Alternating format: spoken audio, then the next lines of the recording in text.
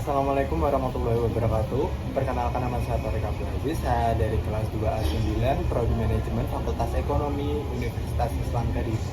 Di sini saya akan menjelaskan materi tentang anatomi dan faktor-faktor penyebab siklus ekonomi. Anatomi siklus ekonomi. Siklus ekonomi dapat digambarkan sebagai gelombang naik turun aktivitas yang terdiri atas 4 elemen. Yang pertama ekspansi, yang kedua puncak, yang ketiga kontraksi, yang keempat palung.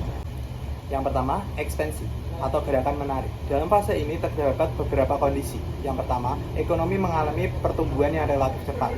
Yang kedua, suku bunga cenderung rendah. Yang ketiga, produk domestik bruto atau PDB real meningkat.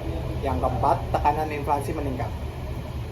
Yang kedua, puncak atau sering disebut titik puncak. Dalam fase ini terdapat beberapa kondisi.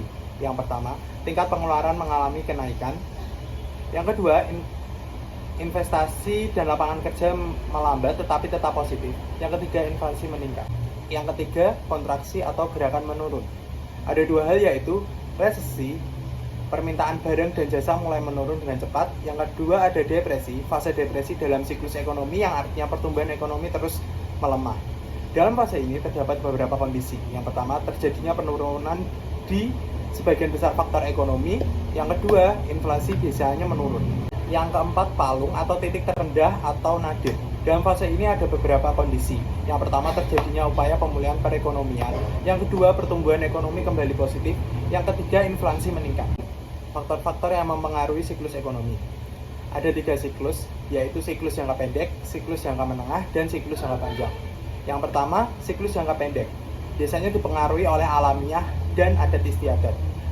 Pengaruh alamiah contohnya seperti iklim, pengaruh sinar matahari, curah hujan, kekuatan angin, dan gelombang laut. Sedangkan yang dipengaruhi oleh adat istiadat adalah pengaruh perayaan hari-hari besar keagamaan terhadap perekonomian Indonesia. Yang kedua, ada siklus jangka menengah, yaitu faktor eksternal, yaitu siklus bintik matahari atau sunspot. Yang ketiga, ada siklus jangka panjang, temukan dan diterapkannya suatu teknologi baru atau invention and innovation. Sekian penjelasan materi dari saya, kurang lebihnya mohon maaf. Wassalamualaikum warahmatullahi wabarakatuh.